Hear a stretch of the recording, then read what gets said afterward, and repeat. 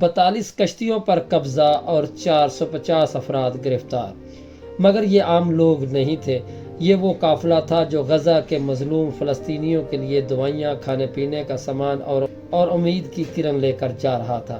ان heroes میں پاکستان کے senator مشتاق احمد اور ان کے 5 ساتھی بھی شامل تھے جو انسانیت کی خدمت اور فلسطینیوں کے مظلوم بچوں کے لیے نکلے تھے۔ ان کی گرفتاری نے دنیا کو یہ بتا دیا کہ طاقت ظلم کر سکتی ہے مگر مظلوم کی آواز کو خاموش نہیں کرا سکتی۔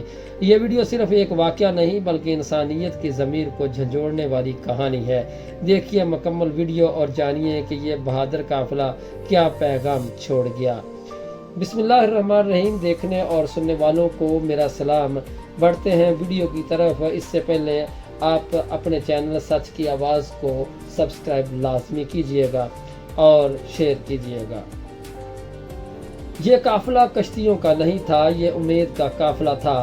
42 کشتیاں، 450 افراد اور ان میں شامل تھے جو اپنا سب کچھ چھوڑ کر فلسطینیوں کے مظلوم بچوں کے لیے نکلے تھے۔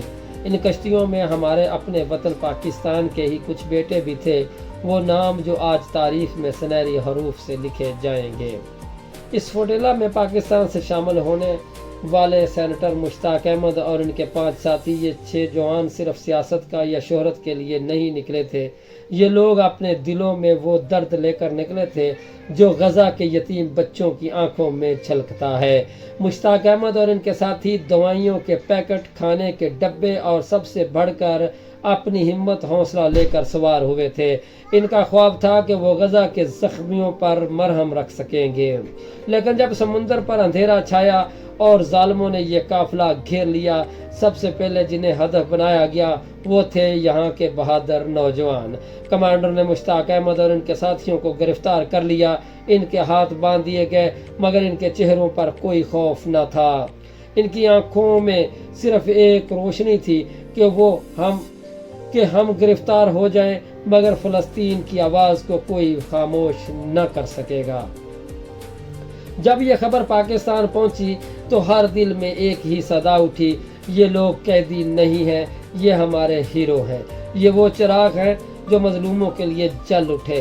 دنیا کے کئی کونے چیخ اٹھے، یہ انسانی ہمدردی کو سزا کیوں دی جا رہی ہے۔ 450 افراد گرفتار ہوئے مگر سب سے زیادہ گونج انہی 6 پاکستانی جوانوں کے نام کی تھی۔